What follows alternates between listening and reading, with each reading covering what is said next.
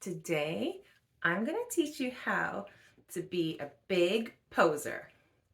Now, although today's video is geared towards those with a dance background, it can really apply to anyone who wants to enhance their posing repertoire.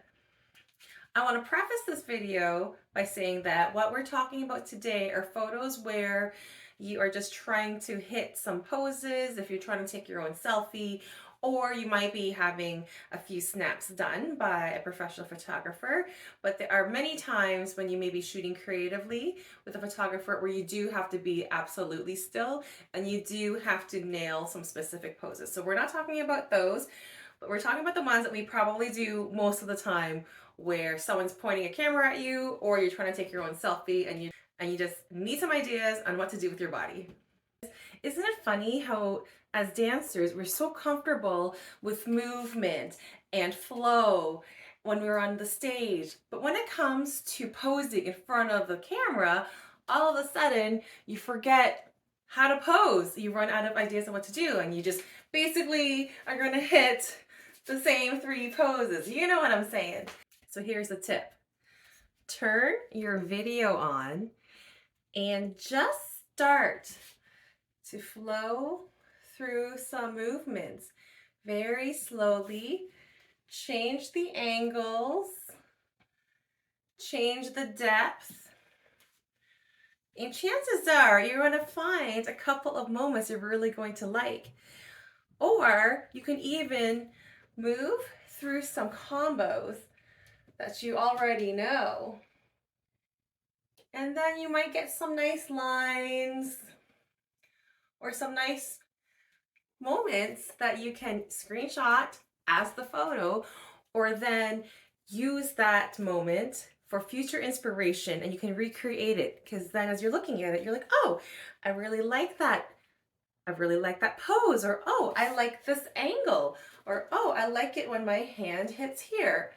Like, these are the little things that you're going to discover when you're flowing that you might not discover if you're just hitting static poses.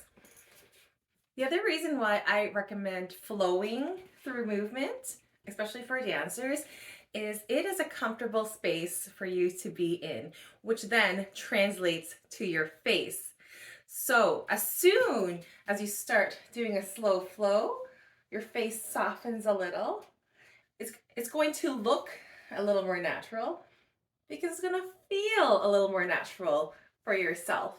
It's not going to come off as forced, and when you show natural emotion, people really gravitate towards that, even if the energy is coming through in a photo. A tip if you are going through your flow and you're wanting to screenshot is to move very, very slowly so you don't blur anything.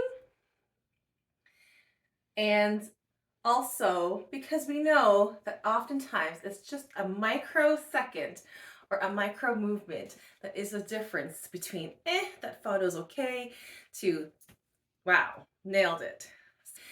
This is actually particularly helpful for selfies because this prevents you from running back and forth to the camera constantly.